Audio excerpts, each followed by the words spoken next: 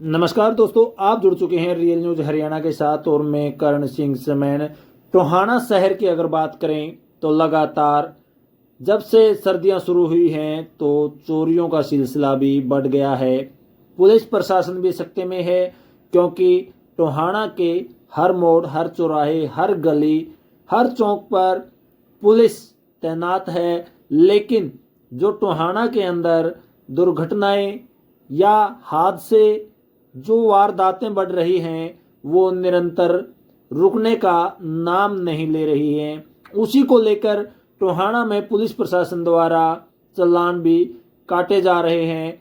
फतेहाबाद से टीमें आती हैं। टोहाना ट्रैफिक पुलिस लगातार 4 से 5 दिन हो चुके हैं और हर आने जाने वाले की चेकिंग करके उनके चालान कर रही है। उसी को लेकर आज व्यापार मंडल ने रोष प्रदर्शन भी किया है और रोष व्यक्त किया है।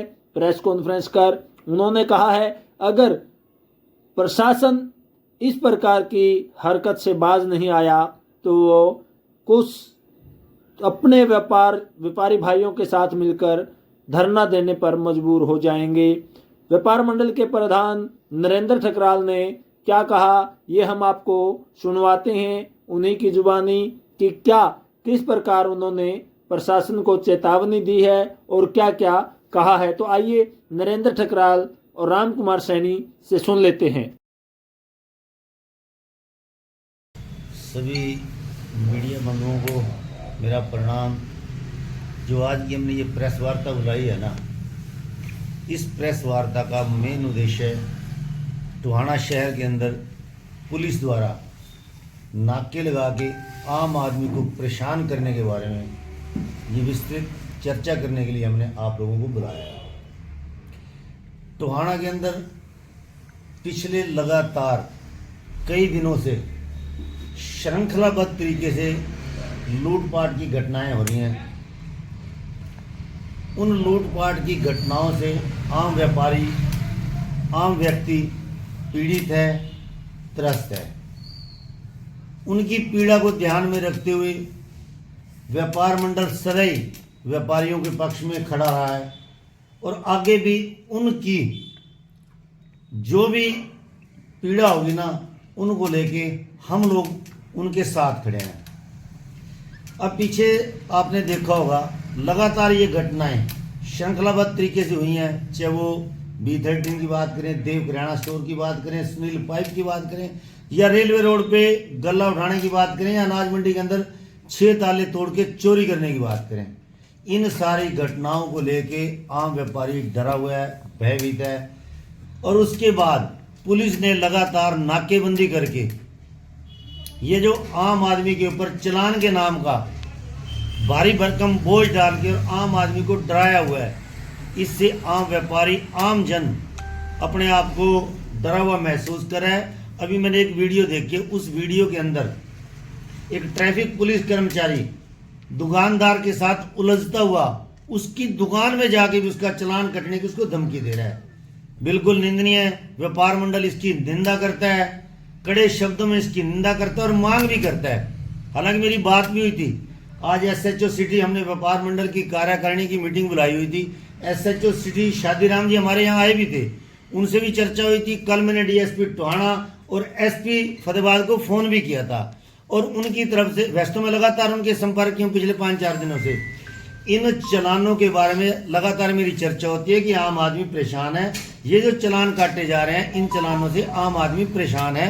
आप इन चालानों के मामले में आम आदमी को राहत देने का काम करें। देखो, जब टोहाना के अंदर सुनील पाइप वाले के साथ वारदात हुई थी, उससे अगले दिन हमने टोहाना के व्यापारियों के साथ, हमारी कार्यकारिणी के साथ एक रोड मार्च करते हुए टोहाना थाने के अंदर, टोहाना थाने का घेराव भी किया था और एक बात भी रखी थी कि आने वाले 7 दिनों के अंदर अंदर अगर इन घटनाओं के अपराधी ना पकड़े गए तो हम टोहाना को, सारी संस्थाओं को साथ लेके कोई बड़ा निर्णय भी ले सकते हैं। उस घटना को बीते हुए आज 10 दिन हो गए, अभी तक भी किसी प्रकार का मतलब प्रशासन की तरफ से, हालांकि DSP टोहाना ने प्रेस वार्ता के माध्यम से, मतलब पीछे उन्होंने एक प्रेस वार्ता करके ना एक रिपोर्ट भी दी थी भी 6 मामलों के अंदर वांटेड एक व्यक्ति को पकड़ा गया है, और भी दिसंबर महीने के अंदर जो कांड हुए थे उनको भी पकड़ा गया है।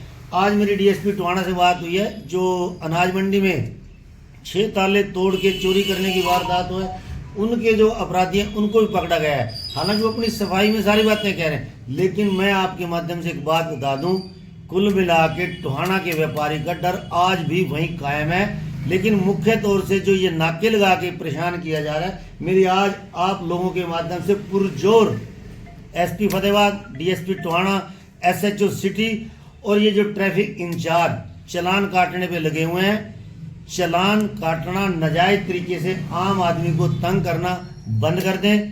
कहीं ऐसा ना हो कि व्यापार मंडल को इन जो ये मतलब पुलिस कर्मचारियों द्वारा नाजायज तरीके से व्यापारियों को तंग परेशान किया जा रहा है। कहीं ऐसा ना हो कि हम सब व्यापार मंडल के कार्यकारिणी के साथियों द्वारा धरने पे बैठ के मतलब इसका विरोध करना पड़े। हम नहीं चाहते कि ऐसा हम कोई विरोध करें। ठीक है, कानून ये कहता है कि हमारे पास आरसी भी हो, कानून ये कहता है कि हमारे पास आईडी वगैरह भी हो, कोई बात नहीं।